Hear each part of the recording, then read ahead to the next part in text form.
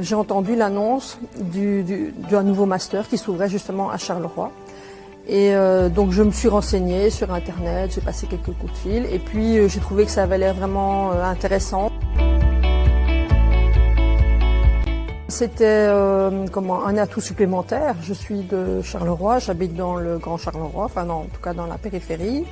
Et donc alors que je travaille à Namur, donc c'était aussi pour moi oui, vraiment un atout supplémentaire.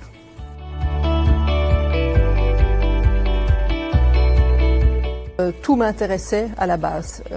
J'étais vraiment dans une optique d'ouverture d'esprit et d'être étonnée, d'être intéressée.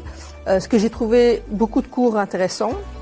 Mais pour moi, le souvenir que j'en garde, c'est que vraiment l'exercice de simulation, donc avec ces deux phases, la phase 1 au départ et la phase 2 en fin, permettait vraiment d'utiliser pratiquement tous les cours qu'on avait eus au service de cet exercice et des propositions qu'on allait faire.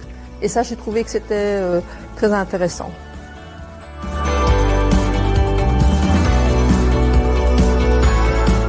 Dans l'immédiat, ça m'a surtout permis de faire au sein de ma direction et du département énergie des liens avec l'aménagement du territoire. Et donc, par exemple, chaque fois qu'il y a des problèmes d'administration, c'est moi qui suis la référente pour le département énergie vers les autres matières.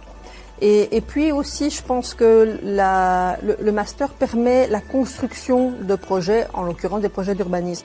Mais les mécanismes de réflexion, ils peuvent être identiques sur d'autres types de projets. Et donc, oui, je pense qu'au-delà du diplôme et du papier, ça m'a apporté beaucoup et je pense que ça continuera de m'apporter sur les quelques années qui me restent. J'ai une fonction plus de management puisque je coordonne l'ensemble des guichets de l'énergie.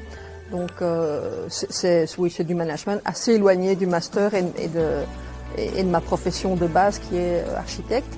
Mais alors j'ai une autre fonction que j'ai renommée couteau suisse. Et en ça, effectivement, donc c'est ce que j'expliquais précédemment, le master m'a apporté, c'est que, voilà, quand on a une question, un projet qui sort des sentiers battus, on vient me voir et on me dit, voilà, qu'est-ce qu'on fait, où est-ce que tu peux prendre ça en charge, où est-ce que tu peux coordonner ça, etc. Et donc, voilà, ça m'apporte un peu une série de choses qui sortent de l'ordinaire et qui sont, un peu extraordinaires.